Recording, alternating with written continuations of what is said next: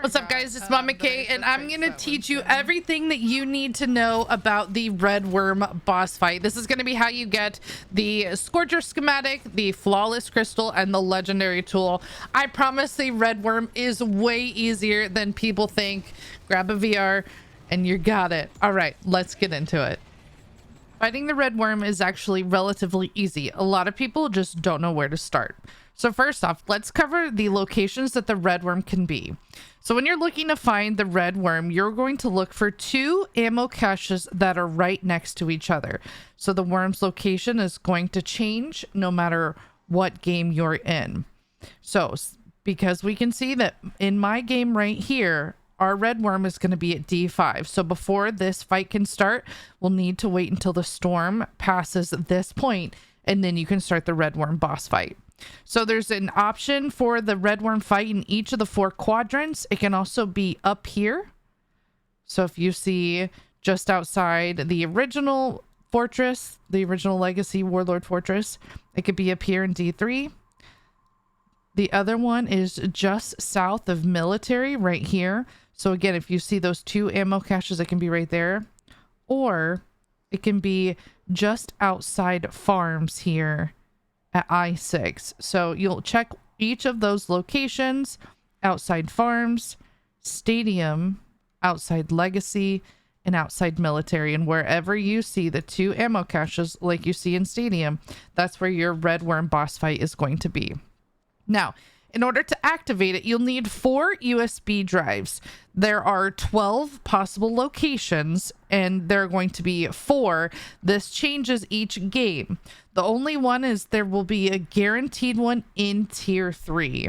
So let's show you where you can find the pictures to see where those USBs are. So I just happened to spawn in. You can go to whichever one you want. It doesn't matter. I was nearest this one. So we're at the construction building at G7, G8. So right here. And then we're going to run up this building and just hop right here in this window. And there you have your 4 pictures. So there are 3 other locations where you can find this, and I'm going to show you where those are.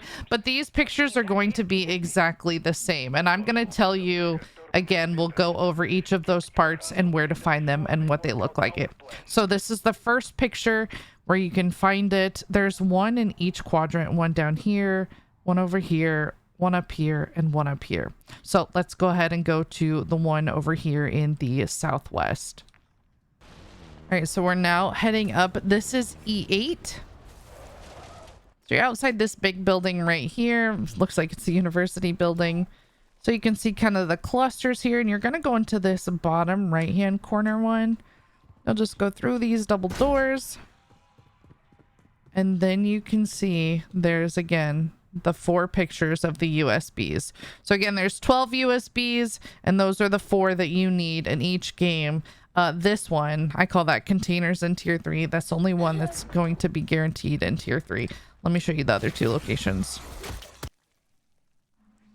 All right, the third one is located in this northwest corner. So you see this split in the road. We're here just at C1, and on the right side of the split, there's this factory building right here. So all I do is run through these side doors. You're going to go up the stairs. And there are the pictures again. Now there's 1 more. And as I'm on to my last location, I just want to cover some things. So usually what I would recommend is if you're going in with your squad, I would have 1 person look for the USBs while the rest of the people are in tier 3 or tier 2 doing contracts. I think this makes it the easiest. Now, as I've learned USBs, I usually waited until the last 10 minutes of the game. But if you want to go ahead and just get them ahead of time, I think that's easy too. But honestly, once you learn the 12 locations, they're really not hard at all. So the 4th one that we have is this L-shaped building here in Military. This is H2/I2. It's just right to the Orlov military base logo. So it's going to be on the 2nd floor. So I climb up the stairs and then just hop through this window, and it's going to be right there. So yeah, I'd recommend having your teammates run and get money, well, you get the USBs, or if you guys are comfortable, you can just wait until the end of the game. And then as we're talking about gear, so I highly recommend that you have a durable gas mask. So those can either be dropped from Mercs, or honestly, you can buy them for 4K in tier 3. Each person can have up to 3 sentries. I would just be careful, because if you have too many sentries and too many people putting them up, it will crash your server. And that is no fun for anyone. And really, other than that, pack 3. And then my go-to weapon without a doubt is the VR11. Pack 3, it's going to be the best. It's going to take big chunks of health from the worm, and I'll show you guys that. But yes, I do not use anything other than the VR11. If you don't have a VR11, do the Warlord every single game, and that'll give you a 1 in 4 chance to get one. Now let's go over the USB locations. When I see this little wing, that is northeast, so we're going to start up here in military. So I like to name the pictures. It's helped me learn all the different locations. So here we're in I2, because again, you're just matching the picture with the location on the map. I think the nicknames help out so much. So now we're going to keep in tier 1. We're going to go south. When you see this cluster of 6 buildings, this is what I call farms. So you get the little farm buildings right there. This is going to be located just in I5. So again, naming them has helped me immensely. It's really not hard to learn. There's only 12. When you see this body of water, this is Shaheen. So just south of Shaheen Mansion at H8. You can see this pier on the water. That's where this one is. The next one is what I call super south. So when you see kind of the 11, that's the furthest southern point here in tier 1. This is D8. So again, while I'm working on grabbing the USBs, my teammates will do contracts, because you're going to want to be pack 3. I would highly recommend a legendary tool. I would buy a couple of sentries, and then make sure you have a purple gas mask, which can be bought for 4,000 in tier 3. But the super south location, once you head it down here, it's just going to be right in the middle here. And then we're going to continue up north. I call this northwest. And you see that little point sticking up right here on this plaza. This is right next to one of the pictures as well. This is the furthest northwest one. All right, after this, we're going to make our way into the tier 2 USBs. You see these 2 circles, and that's going to be Popov. Those are little silos. So just right here on the water in F3 is going to be the Popov location. And then you see these 2 triangles. This is south of tier 2. I call this theater because there is the Pack-a-Punch in the theater. So just here in F7. Now, just to the west of tier 2, you see these 3 buildings and the broken one on the right. So I named this one broken. It's just south of the stadium. So you'll make your way up on top of the rubble. And then as you can see, that tower's already moving in the background. Now, if it's on cooldown, just wait a little bit and you'll be able to interact with it, because any team can get these USBs. And then we're going to go north. When you see this cluster of buildings, it kind of looks like a mouth. This is apartments. So this is going to be the second set of apartments here in C4. And the USB is just going to be right there in the middle on this little plaza. Now, this is the first one in tier 3. I call this north. You can look at the big plaza, and you're going to take this zip up, and it's going to be right there on top. So there are 3 possible options in tier 3. I call them north, containers, and south. So this is the north location. It's characterized by the bigger landscaping compared to the other one. Now, this next one is what I call containers. This is near the northeast of tier 3 Spore contract. You can see all of these little containers. And then last but not least, we have what I call tier 3 south. So this is a F5. You have the smaller plaza, and to get up there, all you have to do is just mantle your way up. You can go outside and then climb up on there, and it's going to be right there on top of the building.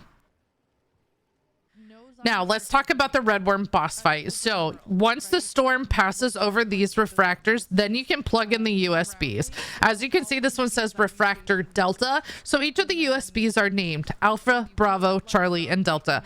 I personally like to carry all 4, and then I can just go into a circle and just put them in. That way, I don't have to look at which USB I have, which refractor is what, and I can just plug them all in myself. I'd also recommend if you're doing it with random people in lobby, again, I don't trust other people, so I would always grab the USBs every time. Now, before you can put these in, the storm does have to pass over them. Now, if they're already located in the storm, you can't start the Redworm early. So one of the things I hate about the Redworm is you literally have to wait the entire game for it to start. You have to wait until it starts that countdown for the gas to move in. And then you can plug in the USBs. Now, I've already mentioned earlier, before we covered the USBs, is what to run.